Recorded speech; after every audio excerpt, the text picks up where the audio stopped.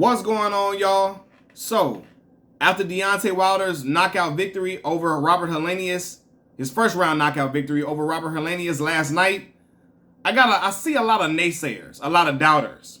Oh man, this fight was fixed. It was clearly fixed. Deontay didn't even put his all into that punch.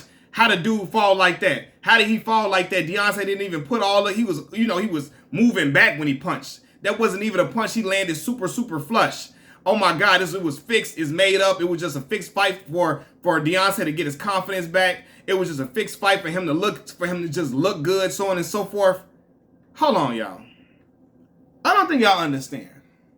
Deontay Wilder is one of the hardest hitting fighters to ever grace the sport of boxing. Heavyweight division, like, he got one of the most lethal knockout, like one punch knockout power we've ever seen. He got the most lethal one-punch knockout power we've ever seen in the heavyweight division. From one punch. You got guys that knock guys down from combinations, so on and so forth, with strong, hard-hitting combinations. But as far as one punch, that is the strongest one-punch knockout power I've ever seen in the sport of boxing, right? I've seen Deontay Wilder, when he fought Bermane Stiverne, break through Stiverne's guard with a punch, right? I've seen him clip Arthur Spilka and had him convulsing in the ring. Looked like he was just, like he was having a seizure, right, in the ring. I've seen him hit Luis Ortiz in the second fight. In the second fight with Luis Ortiz, I seen Deontay hit Ortiz with the same type of punch in the second fight. And at first, people looked like it didn't even look like it hit that hard until we saw it in slow-mo and you saw all the sweat flying off of Ortiz's head with the punch.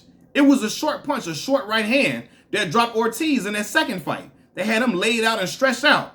And when you saw it in slow-mo, and you saw the sweat fly off Ortiz's head, it was crazy. The only difference is in this fight is Robert Helenius got a bald head, so you didn't see the sweat fly off of his hair like you saw it with Luis Ortiz. Deontay Wilder is that powerful, y'all. There's no way I'm going to doubt a guy. Now, I know the Malik Scott punch. The Malik Scott fight, yeah, Malik was just his boy. Malik didn't want to fight him at all. Malik was on his way out the door. So I believe that Malik laid down for him because he rocked with Deontay Wilder so tough. He loved Deontay so much, he didn't want to fight him. I don't think that was nowhere near the same thing with Robert Helenius. When you hear that punch, regardless of how it looks, when you hear it in replay, you hear it, you hear that like that, brother, you can't fake that sound if you wanted to. You can't fake that sound like you wanted to at all. The shit sounded like a mule kick when you hear it. That's how lethal that brother is when he's with his punching power, especially when he's in that 214, 217 type range. When he's small, he's already a small frame guy. When he's small, like in 214, 217, that's when he has all of the explosiveness to launch that punch like a javelin, where he's super quick with the right hand. When he's super quick with that right hand, good night. He don't have to hit you flushly, super duper flush. He can hit you with something so hard, really when it's really quick and coming real fast, you don't see it, and it puts you out. The punches that you don't see hurt you the most. There's no way I'm going to doubt a guy. When he fought Tyson Fury, in that third fight, Tyson Fury had him hurt when he dropped Deontay Wilder. What was the third round? Third or fourth round when he dropped Deontay Wilder.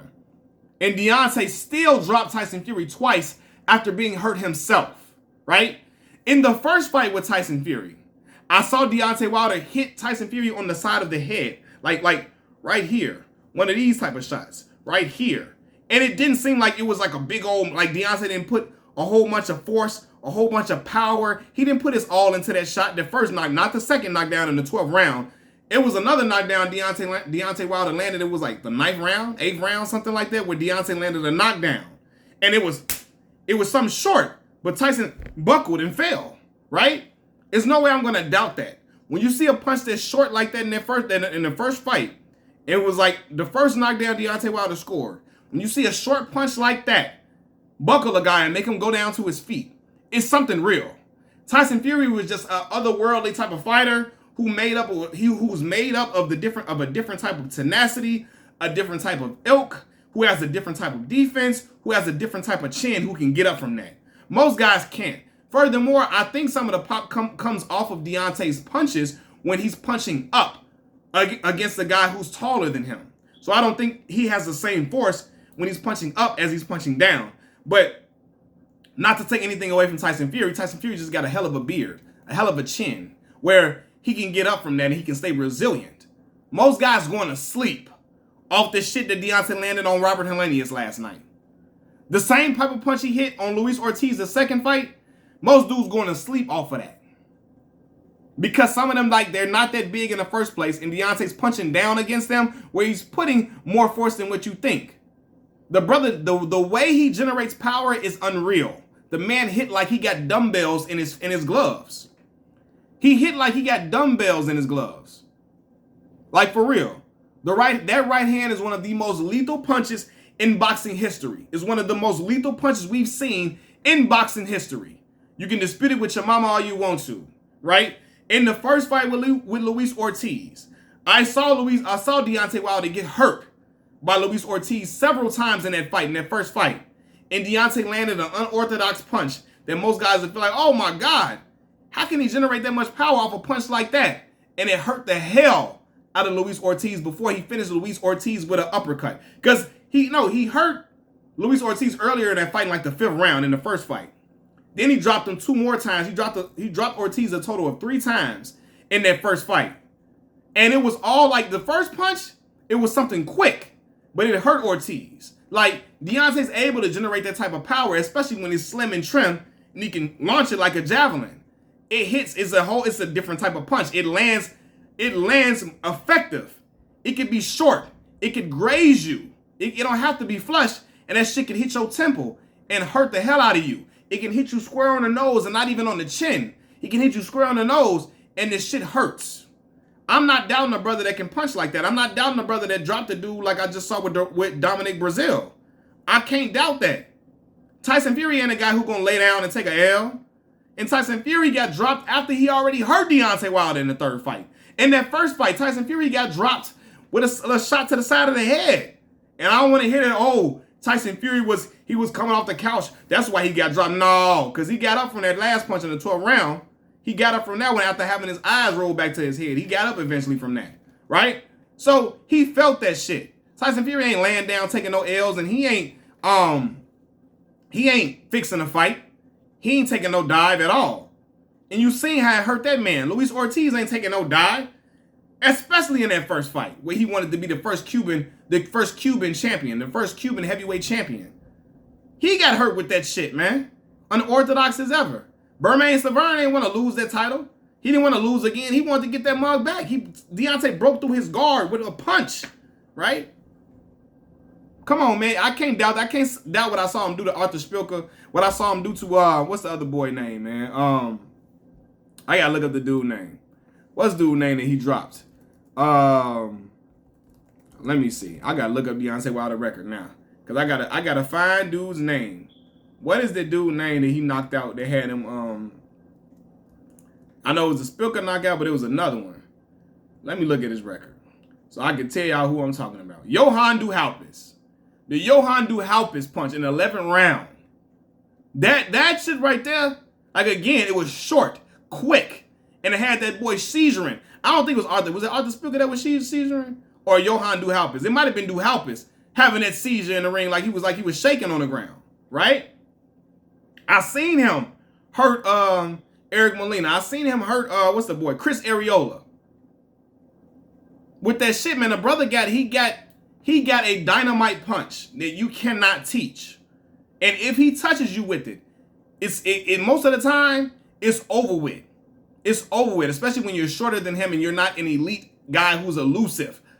Man, Robert Helenius is not elusive at all. He get hit. He can punch back. He can crack himself. We saw it against Adam Kalnacki. He can crack. He packs a hell of a punch himself. But the man gets hit. He's capable of being hit. And when he was throwing a right hand, and Deontay countered him off the ropes, countered him with something that he did not see coming. And the ones you don't see coming are the punches that hurt you the most. So it wasn't fixed. It wasn't fake. It wasn't fraudulent. That was real deal. The brother was hurt. Robert Helenius was hurt for real. Don't throw that, oh, he was a sparring partner like other guys haven't fought sparring partners in the past before and knocked out their sparring partners before. It's happened before in the sport of boxing. Don't do that, right? But yeah, man, like to try to invalidate Deontay, you just so mad you want to make Deontay seem like he's just such a non-factor. Nah, brother. It's certain guys who just got certain shit in them. Usyk might be made of the same thing. He might just be too elusive for Deontay to hit. You know what I mean? He might get hit with that punch and might get up. But he also might get hit. He might get hit with that punch and might not get up the same way Robert Helenius didn't get up. Because Usyk ain't been hit with that same type of punching power. He hasn't been hit with that punching power before in his life. He hasn't. And it's going to be difficult for Deontay to land.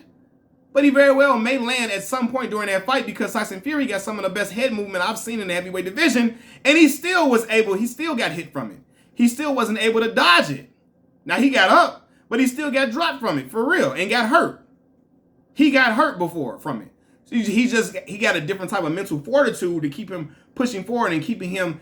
He has a different type of mental fortitude that kept him resilient, but he got dropped. But to say it was like to try to discredit him and say, oh my God, it was a dive. Nah, bro. You heard that shit. That shit sound like a mule kick. No matter what you feel like it looked like, you heard the sound. You can't emulate a sound like that. That shit hurt. For real. And it's dropping a lot of dudes. And we gonna see because I think next will be probably Andy Ruiz. If it ain't Andy Ruiz or Usyk or something like that, right? We're gonna see how they respond to it. They may have that same pedigree that Tyson Fury has. Or they may get dropped themselves. We don't know. But we gotta see. But I'm telling y'all that right hand is for real. Only certain guys can get up from that. That shit is not for fake. There's a lot of dudes that throw right hands that don't drop dudes like that. There's a lot of dudes that got power that can't drop dudes like that in that fashion. There's a lot of guys that they can crack in either hand, they can put together combinations, but the shit they got can't make a dude drop and fall like that. That's for real. I don't care what nobody says. It's just the people who don't like Deontay, who are mad at him because he didn't fight Anthony Joshua when they wanted him to fight him, or who don't like his boxing acumen. Is people that don't like his fundamentals and don't like the way he displays the sweet science, so they go against him and they don't like him. But whether you like him or not, that shit right there you can't fake that. Nah, not that sound, brother. I don't care what nobody talking about. The boy dropped because he got hit for real. Machiavelli Mills TV, I'm out. Peace.